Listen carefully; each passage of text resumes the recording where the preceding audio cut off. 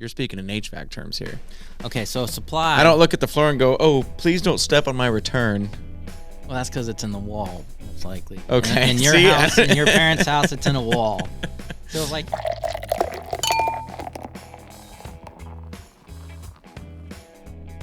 Welcome to Careers Over Beers podcast, folks. I'm the host, Jesse Krause, and if you've been watching these for a while now, go ahead and hit that subscribe button because that's going to keep helping me out a lot. And today, we have another Bud Light drinker on the podcast. I'm not the first one? No, you're not the first one. You might be the first cans guy. I don't know if we've had a cans guy on yet. At least I got something. Huh? I said at least I got something. There you go. Another Bud Lighter. What's with the Bud Light, man? It's what I've always been drinking since. No, that's a lie. Because I've known you for a while, and there was a period there where we were doing Coors Light. Okay. Remember that? Yes. But that was it was at a weird stage in my life, you know. Yeah. I didn't know good beer from bad, so It was just a phase. yeah, it was. So then you came back to Bud Light? Yeah, it's what my parents always drank. So when my dad started me at 8, I was just kidding. That was a joke. Thanks for laughing. That's normal in Colwich. No, I just when I had the money, when I started working, and I mean Bud Light's always been a little bit more expensive. Yeah. I feel like. I don't know if you know Clayton Knobloch, I do. but him and I used to drink Keystone Lights all the time. See, and that's made by Coors. Okay. So I don't think you really know what direction you're taking. I don't. I think you're lost. I think I think you're lost soul, and you're just kind of going with what your parents it's what went my with. parents always drank, and it was, going to the liquor store getting Bud Light. Yeah. We all drank it. So. It's easy. I mean, it's by far the most popular beer Oh, for sure. around here anyways. You know that, and Camel Crushes. I mean. Yeah. Post Malone's a little bit younger than I am. I was going to say. I just want to clear this up. So. I was going to say, this isn't Post Malone for people that are just listening and not watching. It all started with me. I'm 29. He's what, 25? 25. 6? Yeah. So he started after me, so I think he just copied my style. And I would say he did. yeah, he's a little bit more successful than I am, but Barely. well, Tell people what you do, though. I am an HVAC technician. You're an HVAC technician. Yes. I thought you said I am a HVAC. I am an HVAC. Well, Tell me what an HVAC technician is, Dalton. it is. Did you even introduce yourself? What's your name? I'm Dalton Unruh, for those of you who don't know me. But I work at Fenix Heating Cooling, and it is a company my grandpa started back in the late 80s. And I started working there. I've been doing it for about a little over 4 years now, so in total. But I'm on the change-out side, remodel side. So basically, if your equipment goes out and you need new stuff, I just take out the old stuff and put new stuff in. So you're the guy that when my stuff goes bad in my house, I call up an HVAC company and they send you out to my house to repair it or replace it. yeah, replace it. Yep. Do you do repairs too? I'm starting to do some service. Haven't really done much, but I'm making my way there. So 4 years now. How did that all get started? well, right out of high school, I Unruh Automotive. My great grandpa started that, and my grandpa expanded, and my dad owned it, and so I decided to do that right out of high school. Did that for 4 years, and then kind of was bouncing around and didn't know exactly what I wanted to do, and I was at a job that I did not like. I, for some reason, went into it thinking it was going to be this, and it was not that. Auto mechanic? No, I did that for about 4 years, and then for a year and a half I worked for the county. Oh, okay. Out in Andale. Okay, yeah. And then I went to another job, and then I went to Phoenix, and I'm not going to say the other job because that was the job I was not enjoying. No, that's fine. And but I didn't like that, and so Grandpa called me up and said, "Hey, have you ever thought about HVAC?" And I was like, "No." Never and considered it never that. crossed my mind. So worked there for about 5-6 months my first time, and then I went to ICM and welded for about 1.5 years, and then I went back and did that for about 2.5 years, and then my girlfriend and I, we moved to North Carolina and continued doing HVAC, and now we're back, and now I'm back at Phoenix. So HVAC was something you never considered before. Correct. He calls you up, you're like, hell, I'll try that. Yeah. I mean, it was obviously easy to go into because on one side I had Unruh Automotive, and that was all my friends in high school were in the cars, and that was something I always wanted to try because they all knew what they were talking about. You know, we'd go down to the river, we'd go mudding, and they're all like, yeah, my 383 stroker this, my 454 that, and I'm like, what are those? I just drive, man. I don't know what any of this means. So. Yeah, what are those numbers? So I did that and, learned a lot, and Dad ended up wanting to sell and get out and try something new for himself. And so for about 1 year after he sold the shops, I worked there, worked there still. And I was just like, you know what, let's try something new as well. So, Grandpa started Phoenix started at about late 80s, and he just ended up calling me up, and you ever thought about it? And I said no, and he's like, well, do you want to give it a try? And I was like, well, why not? And so it was a great decision, I feel like, in the long run, now that I've been there for off and on, I guess, but for as long as I've been there now, I feel like it was a good. You walked into that job with no experience then, right? Correct. Yeah. So what were you starting out doing? I mean, was it just the bitch work for the most part, or did you jump right into some HVAC work, some real HVAC work? Yeah, they started me out in the shop, and that was picking parts up for sheet metal and getting the right ducts that they needed, picking out the equipment and getting everything they would need for the job, and then going out and delivering it and doing stuff like that. And then for about 1.5 months, 2 months, I did that, and then they moved me into the new construction side of actually being at the house and putting that stuff in. And so I was learning how to cut holes and all of this, and learning how to, connect the pipe and all that. And, lay pipe? Yeah, right. Yeah. So you just started jumping into stuff, and you were learning on the job. Fairly quickly. And was there training that you had to go through at all for any of this, or did you just start doing it? It all depends on the route you want to take. I mean, you can go to school for it, and it's a 2-year course, and so you do your 2 years, and then they have 1 year on-job training, and then you can get your journeyman's license. Or you can go 2 years of just on-job training and then get your journeyman's license. So you would go to a trade school for those 2 years, I'm assuming, then? Yeah.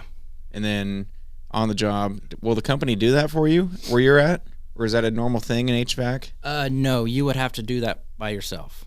You can go to school and work and try to get that knocked out, as quick as you can. Mm-hmm. There are some cases where, you get a guy who's fresh out of school, who just did the 2 years of school and then was just like, now I'm going to go work. And those guys fresh out of school think by the book, and everything is by the book and this and that and blah, blah, blah. And then you get those guys that have been doing it for 15, 20 years, just like, forget it. For everything you learned in school, just forget about it. Those kids fresh out of college just drive you crazy because they're like, well, it's not even. Well, the book taught me how to do it like this. And you're like, nah, that's bullshit. Yeah, it's not college. I mean, it's just it's a trade school. A trade school, yeah. Sorry. So yeah, they're just like, forget about it. I mean, but for me, it would have been beneficial. I mean, it is beneficial. Don't get me wrong. I mean, if you choose to go that route, do it. But all the wiring and things like that, that's something that I'm learning on the job, and I feel like it's kind of holding me back in a sense, because I have to, wait for a job to come up to where if I get my stuff done quick enough, then I can get in there before they get to it, for my lead gets to it, and then I can be like, hey, let me wire this up and, show me how to do it. So, I mean, we're always trying to get in and get out as quick as we can, at least 8 hours. Sometimes it goes over. I mean, Tabby knows that all too well, that I'll show up at I'll get to work at 7 and I'm not getting home till 7 or 7:30. Yeah.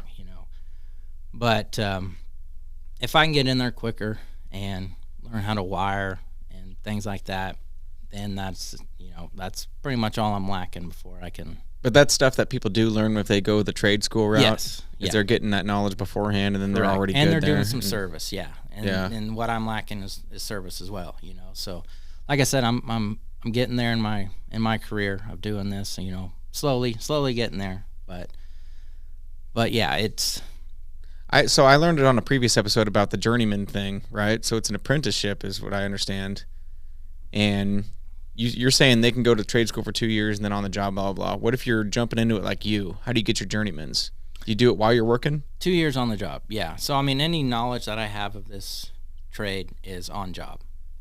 So. And you have your journeymans? Mm-hmm. Okay. Yeah, I think I did it I think I was a little shy of 2 years. Just a little bit shy. And it's almost like in who you know. So my boss That's how it all is, man. Right. My boss knows this guy who does the licensing and stuff like that. Right. Excuse me. And so he was like, hey, he's just shy of 2 years. Do you mind? Blah, blah, blah. And he was like, yeah, okay, send him on in. But I actually passed it in my first try. And it's not like it's super hard. You just have to.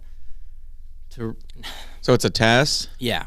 It's on the computer, or you can get a handwritten one, but Yeah. It's just like multiple choice, basically. And ACDC. right, yep. That's what got me through high school, although I didn't graduate with a very good GPA.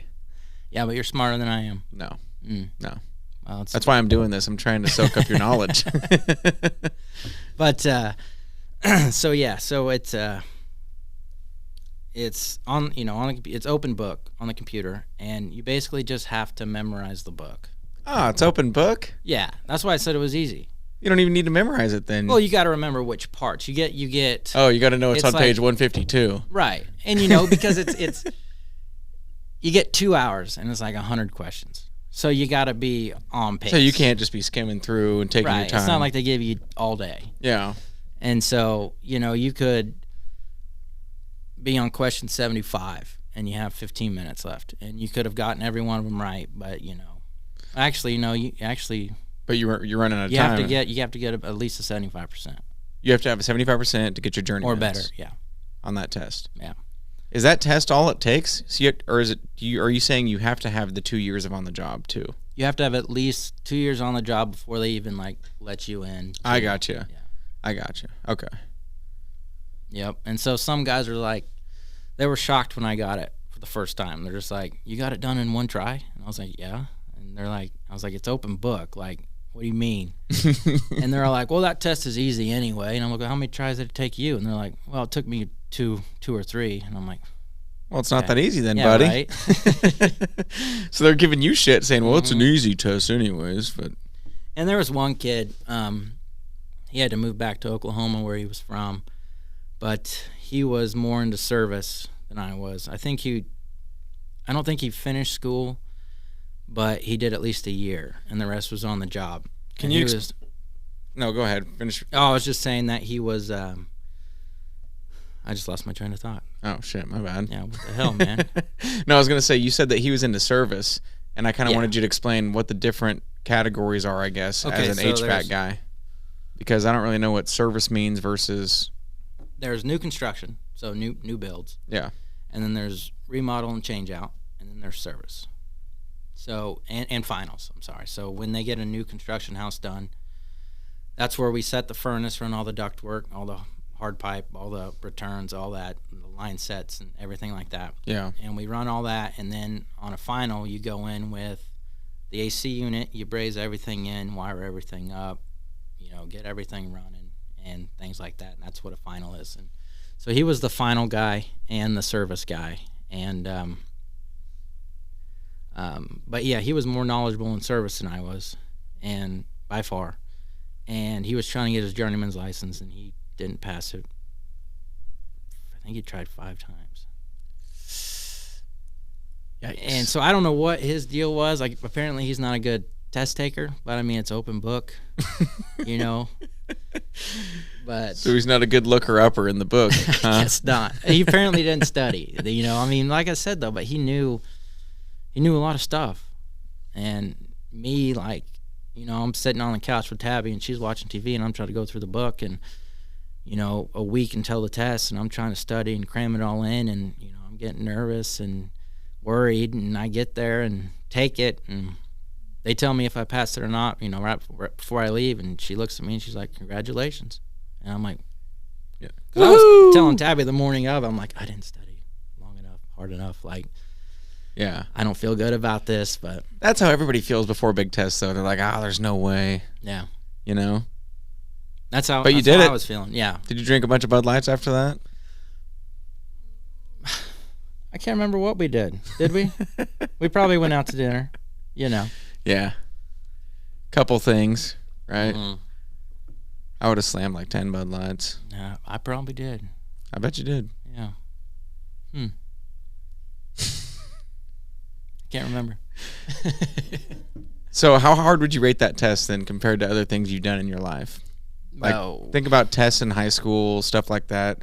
If somebody's out there and they're like dreading this test right now, do they have anything to really worry about? Or, I mean, just like I said, just get familiar with the book. I mean, if like gases, chapter 3, and this part of, if it's chapter 3.5 or something, like what gas pipe, know where to go when you're taking the test. Exactly. Since it's open book. Exactly. Least, I mean, get your own book, because if you use like your companies or, I mean, I think that's pretty much the only one who supplies it. I don't think the licensing place supplies you a book or anything. But if you want to buy your own book, and you can highlight where you want to go, put tabs on, what's where, this and that, and then they let you bring that to the test. Yeah. You can put like different colored tabs on each chapter, probably. Yeah, if you're into that stuff. I wasn't. No. Like I said, I mean, I should have studied a little more. I mean, to my surprise, I passed it, which was awesome. But yeah, all you C's get degrees, man. Yeah, right. That's all you needed, right? Yeah, That's 75 and you're good. Oh yeah. So tell me what you do all day. Like when you wake up and go to work, what are you doing all day? When I wake up, I wished I would have gone to bed earlier the night before. So you wish you didn't go on a podcast and drink a bunch of beer. Correct. Yeah. So tomorrow's going to be terrible. That's okay. Well, we go in at 8:00 nowadays, so I mean that helps. But during the summer, you go in new construction. I mean, they kind of make up their own hours. They try to beat the heat. So sometimes they go in at 6 and they get off by 2. So you're only supposed to work 8 hours. They've got so much work though that some guys put in, 9-10 hours. I mean, they'll let you put in as many hours as you want. Well, you were talking earlier about how you get home late sometimes too. If you're working on a certain job, are you trying to knock that out in that day, or does it matter? Do you go back multiple days to the same house? Yeah. So I'm in changeouts. So we go to people's houses and, change out old equipment, put new stuff in. So, I mean, I'll start the day at, during the summer, I'm normally there about 6:30. And, but right now I try to get there in between 7 and 8, somewhere in there. But yeah, so if it's super, super hot outside, and it's a 2-day change out or something, we always try to get the AC going at least. So that way they got AC. Right. If it's super cold out, we always try to get the furnace going. So that way they got heat. We always try to get the job done before, we leave. If there's just something crazy, that a lot of duct work or you have to add something or this or that, then, we always try to get what we know we can get done, and that way their system can be up and running, no problem. So there's a guy I work with his work is great, and Tabby knows who I'm talking about when I explain this to you, but his work is great, fantastic, super slow. And there is a lot going on. Usually. He's super slow? Yeah, but there's a lot going on with the jobs they usually give him. And him and another guy are like the two best change-out guys we've got. And so I'll go on a job with him, and, it might take me and the other guy 8.5, 9 hours, something. Still a long day.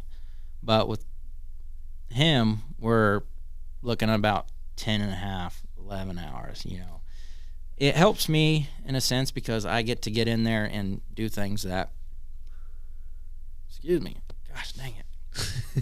Having a heart attack? Yeah, right. So that I don't normally do. And so if I'm like okay, so if I'm with Damien's super fast. Yeah. And he does great work. If I'm with him, some things I want to get into to do that I don't normally do, he's like, well, I got that done already. And I'm like, dang it, because I want to do something out of the norm. I'm always doing this stuff every day. Yeah. So, I mean, I'm good at it, but I want to learn how to do this, and he's already beat me to it or whatever. And so with Chris, who's slow, but very great at what he does, and he tells me that all the time. He's like, man, I know I'm slow, but this and that, and so on days that I'm super late, and I'll get home at 7:30, 8 o'clock, and it's the equipment that we have nowadays is very sophisticated stuff, and it's wireless. It can you can control it from your phone and all of this, and so you make sure you get it right, and if they got add-ons like humidifiers, or you got to add a return, or you got to do this, you got to do that. I mean, that really takes some time too. So. Yeah. So those jobs, are you like assigned a certain job and then you'll try to knock that out in a day if you can? And are you going to these houses? Like when you go to work, are you going to the houses right away, or are you going to the shop first? I go to the shop first. And then you guys take vans out, or what? Yep, I got my personal van. Everybody has their own van. And it usually ends up, so, we go out on Monday. So we get there Monday morning, and we figure out what we're doing. So we'll go in, we'll get our worksheets and stuff like that, and they'll have the job on it. And so they'll have like a list of stuff like, okay, yeah. These houses need knocked out this week or whatever. Yeah. Okay. But they'll give us so the owners know that, the bosses know that, but they just give us a piece of paper for that day. So we don't really know what we're doing the rest of the week. And so we'll figure out what we're doing for that day. We'll unload our vans from the Friday before, and we will get all our equipment. We store it all there. So we'll get all our equipment pulled up and loaded up, and then whatever else we need, bases, filter racks, return drop, S-locks and drives, line set. I don't know what any of that is. all this stuff you need. And we'll get that all loaded up, and then we'll head out to the job. Okay. And get it done for that day, and then we'll have all the old equipment, all the old trash and all that stuff loaded up in our vans. We'll get there Tuesday morning. We'll all unload it. Unload your own van and this and that, and then we'll get loaded with the new stuff, and then we'll head out. And well, you said that you have houses that are complicated sometimes. They have a bunch of add-ons and stuff that makes the day go longer. On the other hand, are there days that are way shorter than usual because it's simple? Oh, yeah. Yeah. So there's times where you're getting off much earlier then? Yeah. I always try to get 8. I mean, you try to knock out 8 hours for sure? Yeah, I always try to. And we have a whole bunch of work. So there's always something to do. Yeah. And I usually try to, like, if it's like, if I get in at 7 and it's 2:30, I try not to call in and be like, hey, is there anything else I can do? Right. Because then it's going to make your day drag on even longer. Because, yeah, then I'll be working until maybe 5 o'clock or something, and if we got something going on that evening, it's, it's always nice to get off a little early too. So, I mean, but there was a 2-system job we did, Damien and I, and we got the system that controls the main floor and the basement done, knocked it out real quick. And then I also even, took the AC apart outside and kind of climbed up in the attic, did some stuff up there. I mean, because we got it done like that fast. We probably did a full change out in about 5.5, 6 hours. And so we already knew we had to come back, and so like I said, I took some of that stuff apart, and then the next day I climbed up in the attic and had all that stuff tore out in about 45 minutes, and the AC was already loose from the day before, and I mean, we were done with that in about 4.5, 5 hours. And so, I mean, that's quick, and so that day, I mean, they had to find me something else to do, and so I mean, sometimes they're a lot easier. So you want to be quick, but not too quick. Yeah, exactly. Yeah, exactly.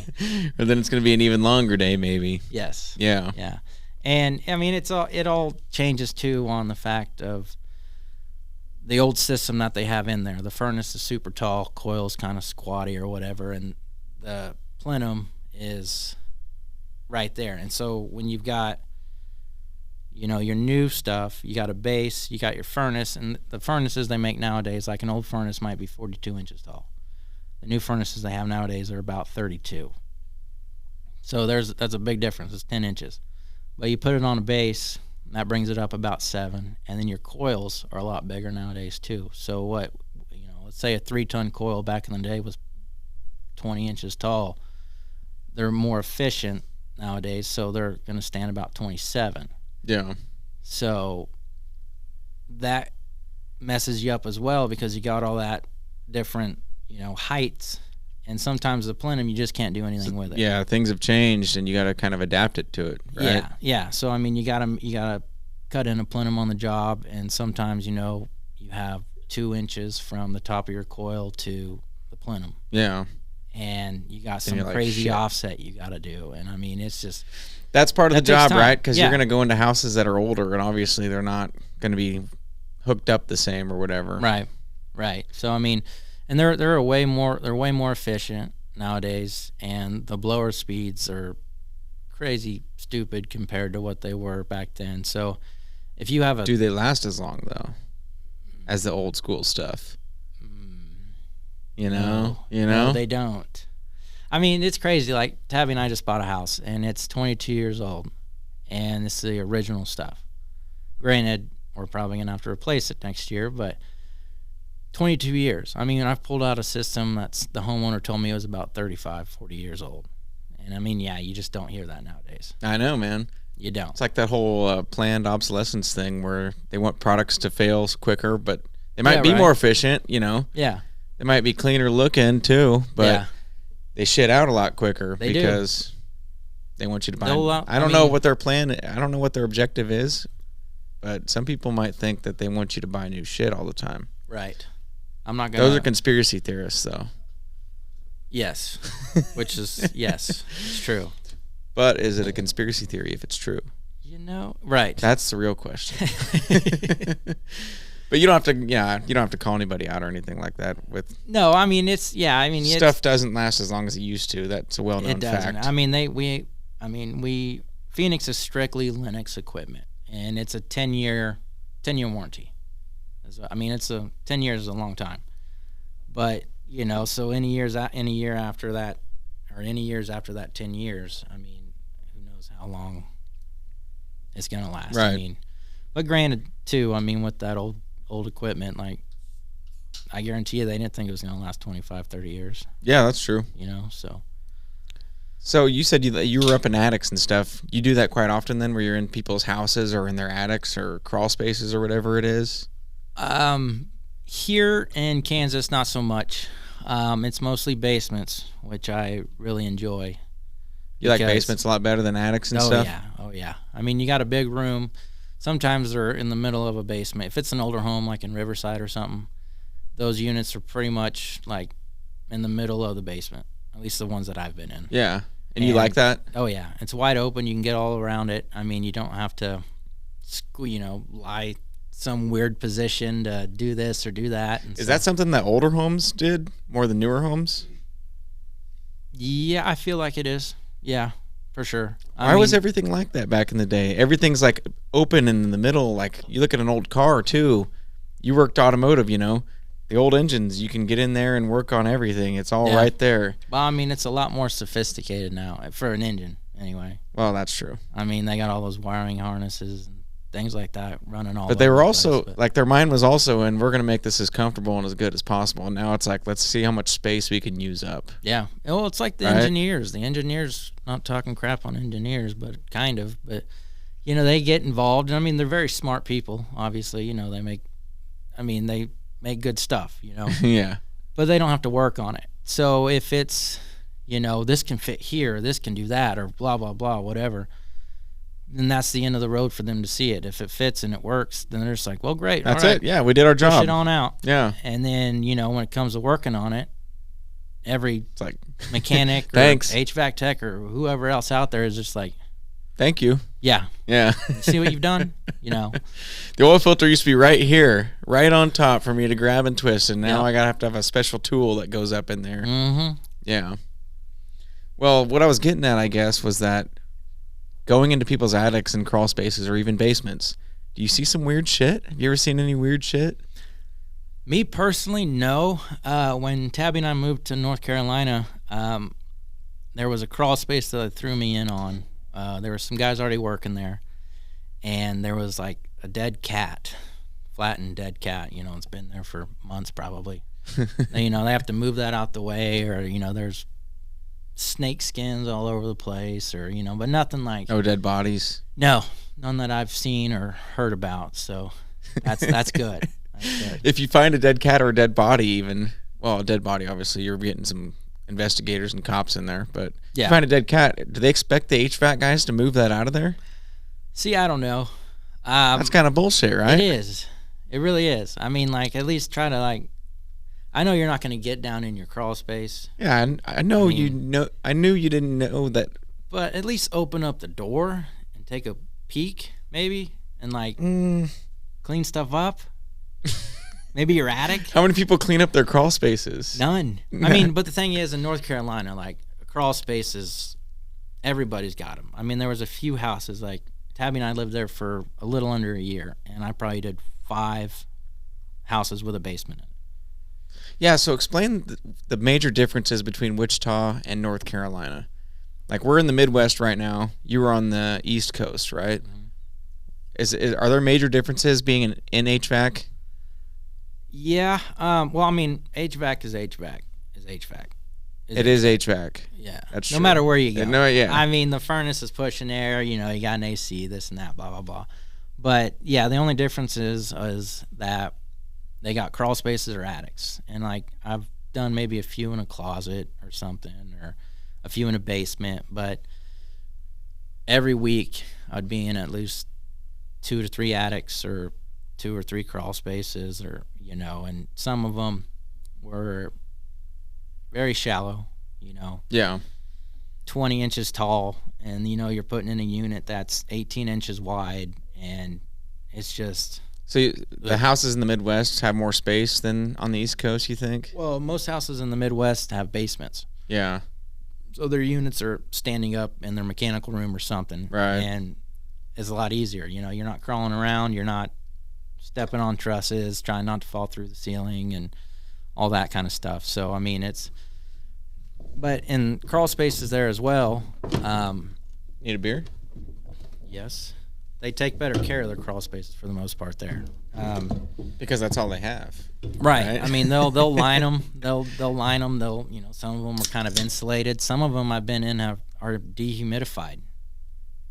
Their crawl spaces are? Yeah, they got a dehumidifier running down there, almost nonstop. I mean, some of them are very nice. Like, I needed a 6-foot ladder once to reach a supply run in a crawl space. I mean, it was a door like right behind you to get into their crawl space. So, I mean, most wouldn't call it a crawl space, but a basement. But it was, I mean, just the unit down there, maybe some electrical. Could you stand up then? Oh, yeah. Oh, so it's basically a basement. Basically. It's like a cellar, I guess you could call it. Yeah. Because crawl space, I mean, I think the name kind of defines it, right? You need to crawl in that space. Right. Right. So that might be like a walk space. I told Tabby about it too when I got home. I said, "You won't believe it. Look, I mean, I told her all about it, and she's like, "So you were in a basement?" And I said, "No." I said, "It was a crawl space." I said, "There's no furniture, no nothing. It's not done. It's a crawl space, all right?" It's a crawl space, but you could walk in it. Yeah. Yeah. Right. If that makes sense. I think, yeah, doesn't really make sense, but we'll go with it. Yeah. And, in attics, too, I mean, everybody stores, like, Christmas decorations or this or that or old bikes or this and that. They throw them up there, and they're like, all right, have fun.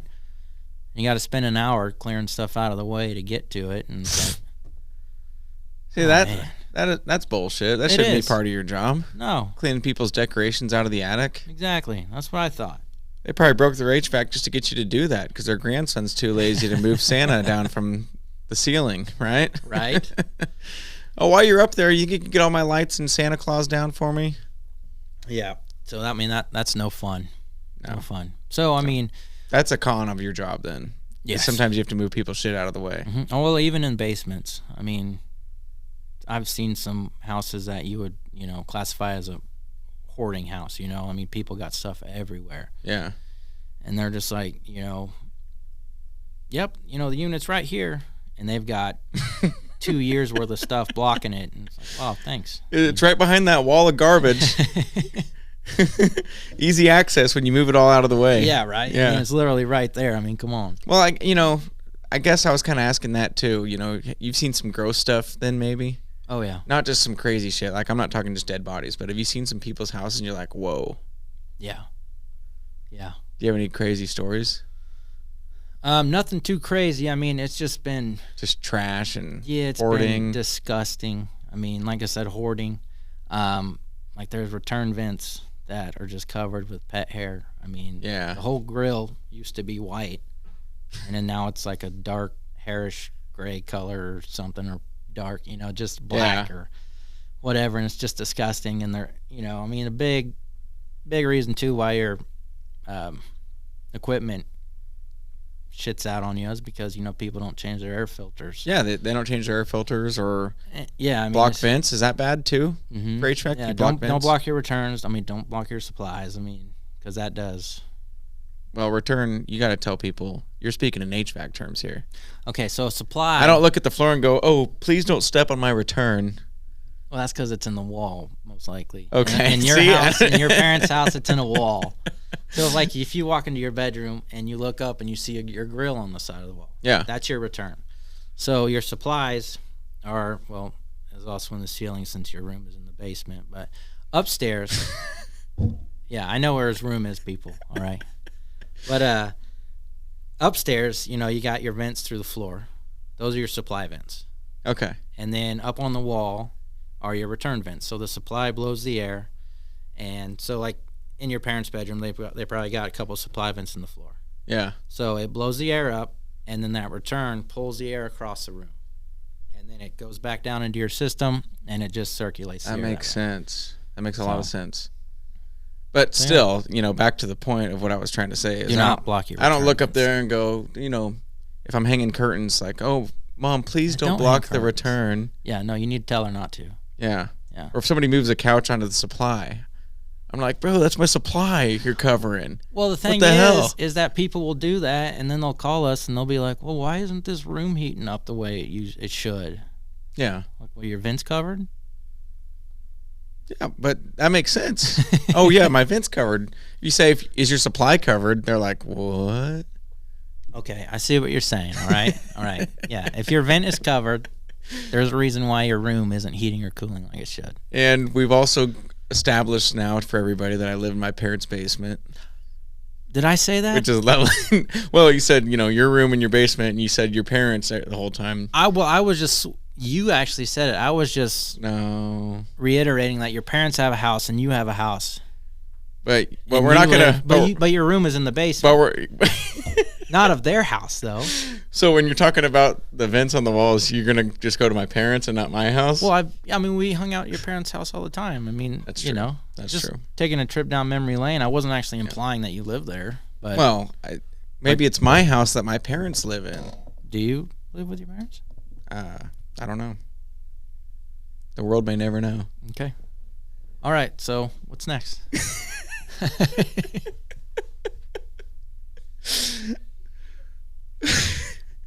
What a loser.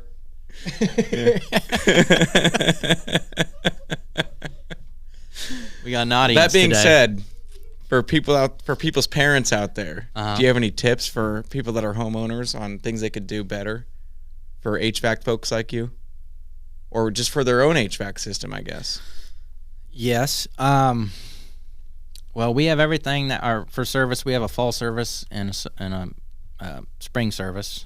For spring, we'll go out and we'll hose out your AC unit because usually, I mean, like cottonwoods or whatever else, they get trapped up in there and they'll block. Oh yeah, all that cotton from the cottonwood trees. Yeah.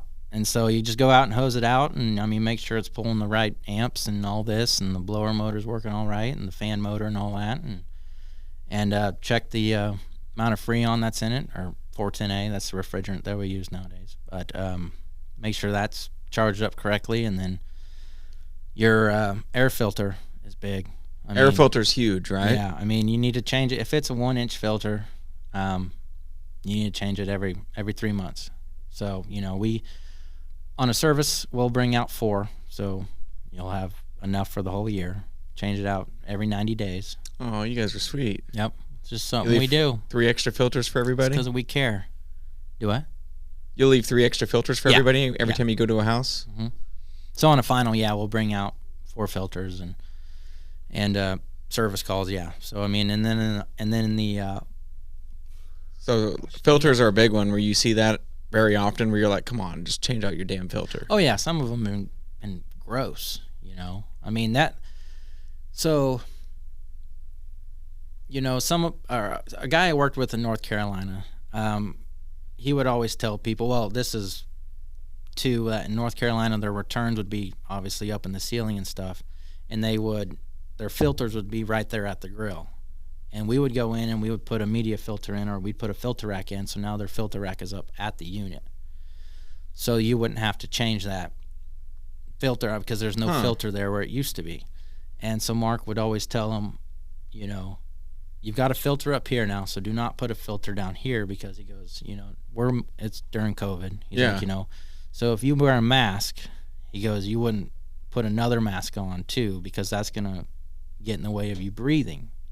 And he goes, just think of it that way as your air or your equipment trying to breathe, because you're blocking it. One filter is actually, restricting airflow in a sense, but it's also blocking everything from getting in there and destroying your equipment. So, it's a good point. Yeah. Never thought of it like that. Yeah, I never thought of him as a smart man either. But, he's got some wisdom, that Mark does. So if somebody's like, hey, you need to wear 5 masks because you'll be safer, just be like, would you put 5 filters on your HVAC? Well, no. Yeah, no. That's different. It's COVID, you can, but... We don't want to go down a political rabbit hole here. I don't, not with you. You're way more advanced in your politics than I am. Yes, I'm super advanced. You are a very smart man. Superhuman. You are a very smart man, even though you live with my parents in your own home. Even though my parents live with me in my own home. Yeah. I like what you're doing there, though. That shed. Why am I the one that's a loser for living with his parents? Why aren't my parents the ones the losers for living with their son? Again, I never said you did. No, I didn't either. Right. But if you were to live if I did, then I would. That swimming pool it's awesome. If my parents did live with me. Yeah. Yeah. And which I wouldn't be against. Right. And even though they have the master bedroom and stuff, that's fine. I'll take the basement. Yeah, that's just what you wanted anyway, right? Yeah, because I want to have my returns above me. See, this is a supply vent. This is a supply vent down here. Is it? Yeah. Yeah. And you're blocking it. Well, on to the next subject. Shouldn't have had a damn HVAC guy on. Just like I don't want to have an audio engineer on either, because he's going to trash my equipment then too. He's going to be like, man, these mics, what you got going on here? Like Joe Rogan? Joe Rogan, yeah. I bet you he'd do it. You think he would? Yeah. I'll have you hit him up after this. I will. I'll try. Tell him you do his new HVAC and his new house in Austin or whatever. Well, no, I'm not going to talk about it. You're going to talk to him on your podcast. Okay. You're just going to interview a podcaster. I'll hit him up. I talked to him earlier today. He said he'd probably be down, so. Yeah, that's cool. Yeah. That's cool. That's awesome. All right, back to your job. Without pointing out flaws in my podcast studio, what are some pros and cons of your job? What's the biggest pro, you think? What makes you go to work every day and think, I chose the right career? 1 second. What is with this? Is this what happens with Bud Light? I don't remember being so burpy with it. Yeah, it's... You got the bad batch of Bud Light, man. This is April. You need to get the good, the top of the pot stuff, which is Natty Light. That's the top of the batch at Anheuser-Busch. I'll remember that for next time. Okay. You're going to have me on one more time, right? Sure. Cool. Yeah. Okay. By then, my parents might be moved out. Okay, what was the question? Con or pros, right? Yeah, what makes HVAC great to you?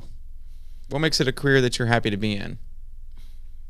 I don't really know. I mean, I love what I do. I honestly do. Like, I mean, I might be angry about it here and there from, the job I had that day or working late or whatever, but I really do enjoy manual labor. I mean, most people look at it and they see a guy on a catalog, on an HVAC catalog, sitting out underneath a shade tree at the AC unit, not sweating, nothing, have his gauges hooked up. He's checking the amp draw, this and that, whatever. And it just looks like it's, 75 and sunny all day long, all year long. Right. And it's just like, that's not it, And I don't know. I've always just kind of been a guy that likes to put in hard work, sweat equity, as some people call it, I guess. And, just the fact of going in, for me, it's just the fact of going to work, putting in a good hard day's work and coming home. I don't know. I just like that. There's something to that. There's something that's ingrained in humans, I feel like, where when you do something that's hard, especially if it's physically hard, when you're finished, there's like a satisfaction there that a lot of people don't experience if they work a sedentary job or if they're in an office or something, which, not bagging on any of that stuff either, but it's very rewarding to just put in a hard day's work and feel physically drained, and you're like, wow, Yeah. I mean, going in and seeing like the old equipment, how they used to do it, and you going in and be like, wow, I don't like that. Yeah. And then going in and actually making it how you like it and making it look good. And taking pride in your work. Exactly. I mean, that's huge for me. And and I love going home and being like, this is, all I could do, and this, I gave it my all. And I mean, I really enjoy that, and making it look good. Like, I mean, you can put in, the equipment, the plenum and all that, and then screw it up with how your line set looks or how your condensate drain looks or how your flue pipe coming out looks. I mean, how your gas pipe looks. So you can screw it up with multiple things. And I think, too, what makes me take longer is when I get with Chris, I get more nitpicky. So part of it is my problem as well, babe. Sorry about that. But I mean, yeah. So I mean, I'll look at it and I'll be like, okay, I'm gonna make this a little bit more straighter, this a little bit more this or that, and I think that's what makes me take longer there too. But when I'm done working with Chris and I see the end result, like I'm just like, yeah, hell yeah, I did that, nailed it, I did that. Yeah, you know what I mean. So do you walk into other people's houses and sometimes look at their HVAC setup and you're like, oh, I never thought I would. Whoever did that, I never thought I would. Like when I worked on cars, I'm just like, ugh, gosh, you should bring that car to me.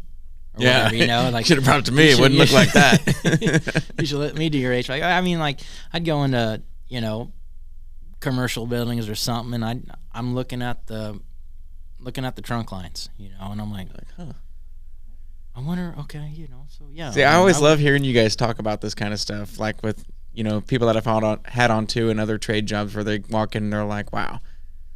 And they're just proud of it or they think it looks really attractive because for the average Joe, I walk in and I look at an HVAC system and I'm like, to quote Brett Mader, huh, wonder what the hell that is.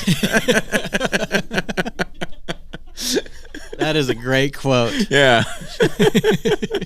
But it's funny and I love seeing people like you talk about it, and especially when you walk in and you see something like that and you're just like, holy crap, that guy killed it when he did that job. Or on the other hand, that guy really sucks. They should have came to me. Like, I mean, it goes with every job I've done. Like when I used to work for the county, I would mow ditches. I'd be like, damn. We'd be going through the city and I'd be like, man, somebody needs to mow that. Or like, man, they left all that grass up. It's just with everything I've done, it's just. You just take a lot of pride in what you do. I do. Everything I do, I try to do it the best that I can and make it look the best, and that's how it should be, man. Cheers to you. Thank you.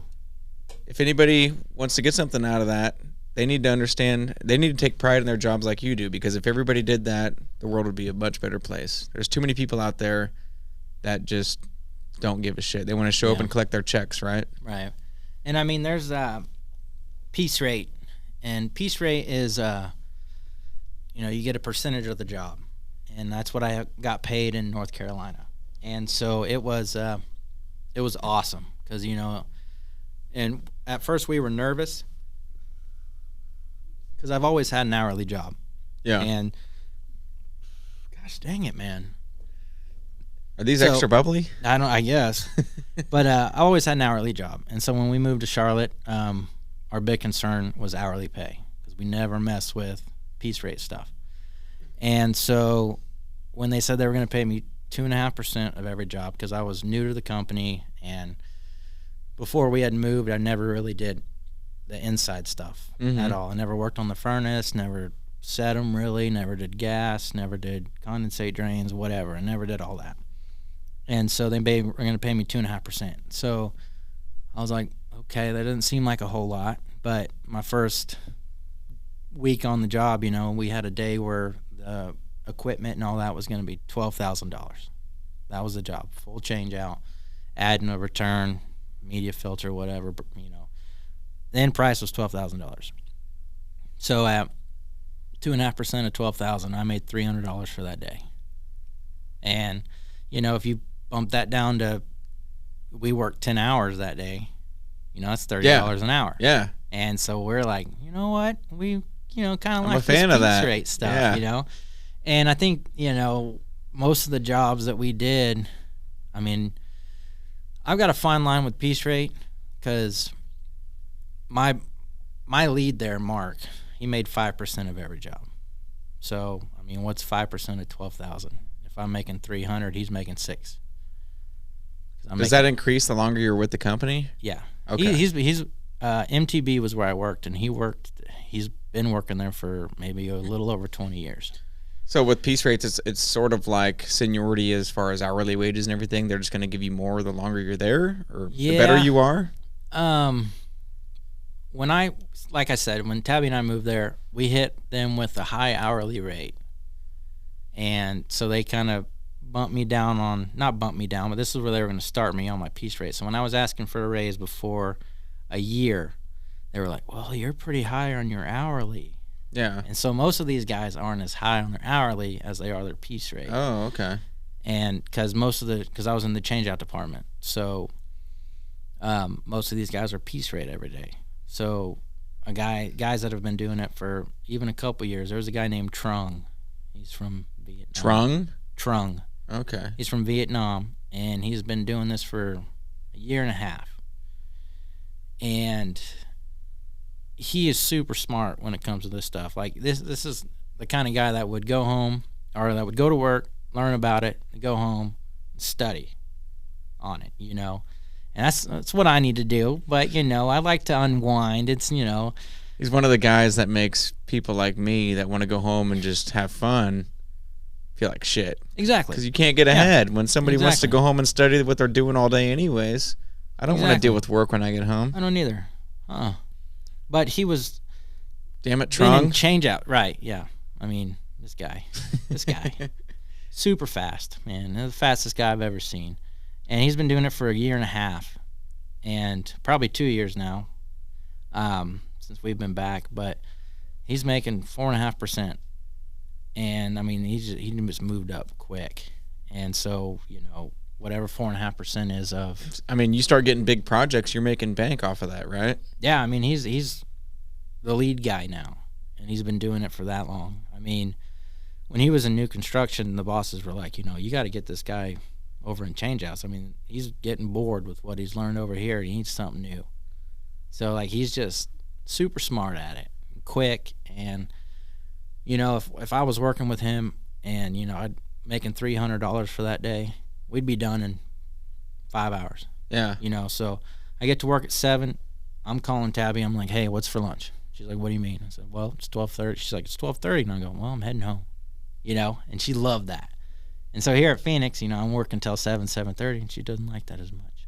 No. Which I don't either, but, Until you start having kids, then you're going to be like, oh, it's going to be another late one, honey. Yeah. Meet me at the bar.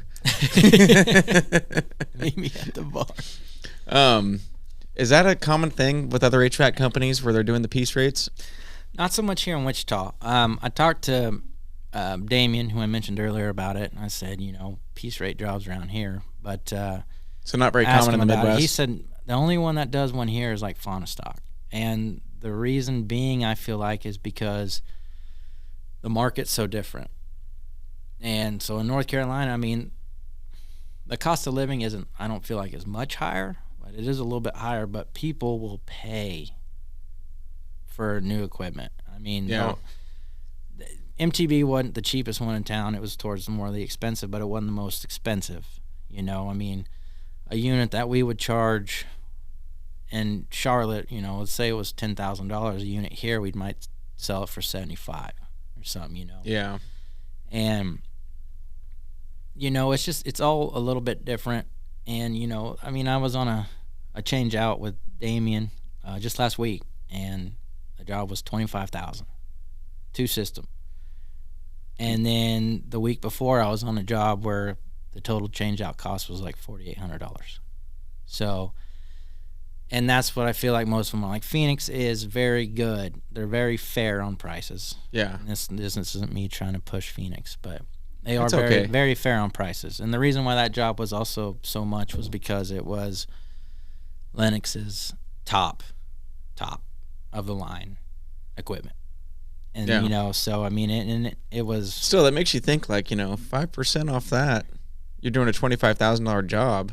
Yeah, no, I did that when I saw it, just to kind of like, what would I be at? So I typed in 3.5%. So at 2.5% for 2 days, 2-day job, it would have been like $660. Yeah. So I would have made $330 in 2 days. Yeah. Or each day. And then I did it at 3.5%, and that would have been at $880. Yeah. I remember doing a job. It was a rooftop unit at a Family Dollar in Charlotte, and it was $20,000 for the rooftop unit.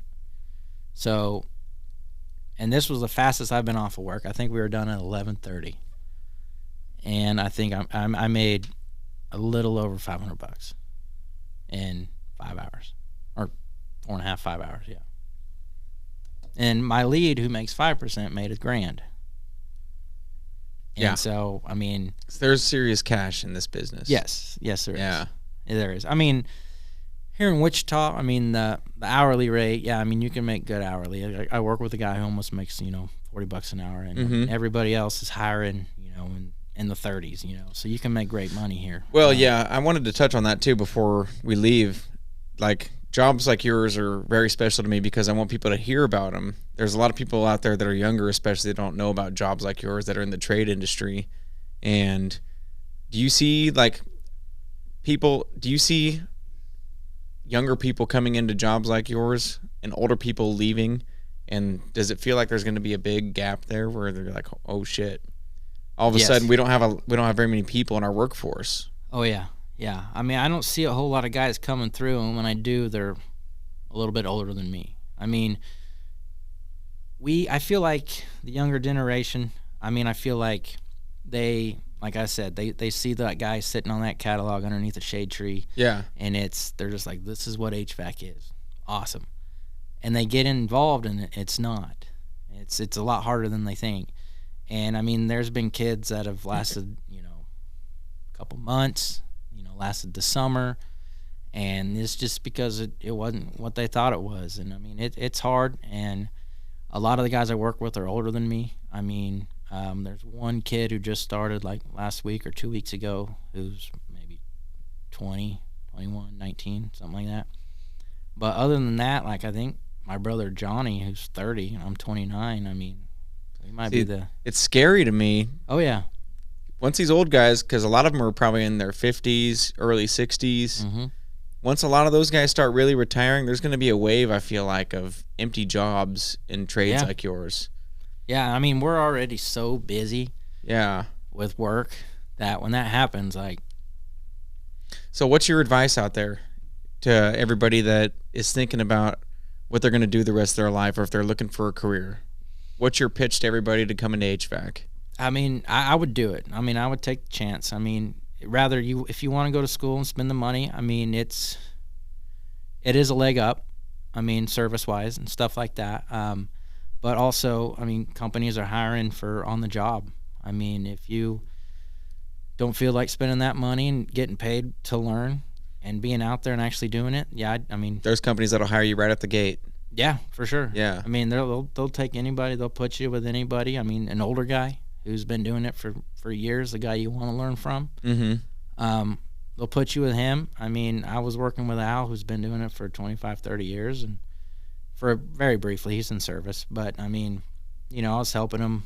That's what you want, though, is a guy that has all that experience. Oh, yeah. He teaches you all the little tips and tricks that. For sure. And, I was just helping him carry stuff. Yeah. That was when I first started, and I was just helping him carry stuff. But he was so willing to teach, and I feel like all those older guys, if you're just coming in, would be willing to teach and pass on the torch. And I mean, it's a great industry to get into. I mean, I'm very glad. The only thing that I wish I did differently was get into it earlier. That's a good thing to hear, though. Everybody out I mean, there, don't get me wrong. I mean, the route I took, I'm glad I did. But yeah, if my grandpa called me out of high school and was like, or if I was over there for Christmas or Thanksgiving, he's like, hey, we've ever thought about HVAC? I mean, I would have wished I did it a lot sooner. I mean, he's since been bought out and sold it, but he knows the owners really well. But if I was 9-10 years in, maybe I would have been the owner. That further ahead, right? Maybe I would have been the owner. But that's important for younger people to hear. When they hear somebody like you say that, that gives them the incentive to be like, oh, I'm going to get in early as possible. Then I'm going to be set, right? Yeah. So that's super important. Yeah, for sure. I mean, any trade job out there. I mean, you're going to see a whole lot of plumbers, a whole lot of electricians, HVAC guys, sheetrockers, painters, carpenters. I mean, heck, even carpenters. I mean, trim carpenters. Yeah, I mean, it seems like it's dying. And then, when you get people, I mean, if it's not saturated, I mean, the price is going to go up because everybody's going to be like, well, the market, there ain't nobody out here, so the price is what I make it. And so, I mean, kids got to get out there and I mean, there is money to be made. Go to college if you want, but there is good money in careers like yours, for sure. Oh yeah, so definitely make a. Alrighty, Dalton Unruh. I appreciate your time, sir. Yeah. Thanks for the conversation. For sure. I enjoyed the Bud Lights as much shit as I talk on it. So thanks for coming on. Thanks for preaching the good word. And thanks for having me. Yeah, cheers, sir. Yes, sir.